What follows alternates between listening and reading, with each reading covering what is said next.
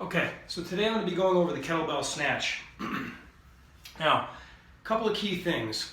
Whenever you're doing the kettlebell snatch, I always tell people, make like you're zippering up a jacket, right? Because then your hand stays close to the center line and it also stays close to your body as much as is possible. We're going to be starting, I'm going to show it first from the dead hang, and that's going to be real close to your body. As you do it from the swing, it will come away from your body, but it still stays very center line and it doesn't come too far out away from your body. Otherwise it creates a big arc, okay? So remember, like most of these kettlebell movements, we're going to be driving with the hips, okay? So when I go from a dead hang, I just do a little dip, and then I'm going to drive with my hips, and that's going to drive the bell up, okay? And then I punch through, and when I punch through, that's where I finish off the snatch, okay? So I'm not pulling up with my arm, I'm driving with my hip, drive and punch. And you can see my arm is relatively close to my ear, depending on how wide your shoulders are. It's going to be, you want your arm vertical, okay? You also want your arm slightly behind your ear, so again, the arm is vertical in this plane as well, okay? That stabilizes the position, and you're using your skeleton to support the kettlebell and the weight instead of using muscle. You come forward, you come back.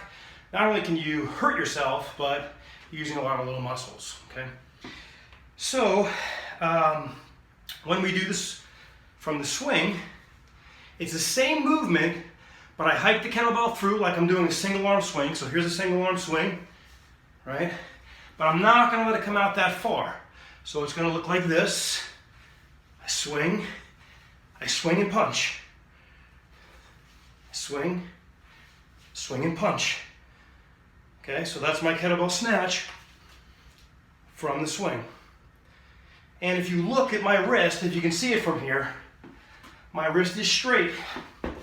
We don't want this blading back of the wrist, puts a lot of pressure on the carpal tunnel, okay?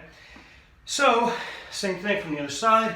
If I do it from a dead hang, snatch. If I do it from a swing, I let it hike through, snatch. Watch how close. See how it doesn't come super far away from my body. I don't let it swing all the way out here, because then the bell swings up over my hand and slams. Last thing I want to say is, when we're doing this, watch how the bell rotates around my hand. I'm going slow, so I'm using a little bit of arm there. But again, you're not using arm until here, and then you punch. But you see how the bell never goes above my hand? What comes up must go down. If the bell goes over your hand, it's got to come back down onto your wrist and forearm. Okay, that's how you get bruised up. Okay, that's our kettlebell snatch for today. We'll do some more in the future. Stay strong.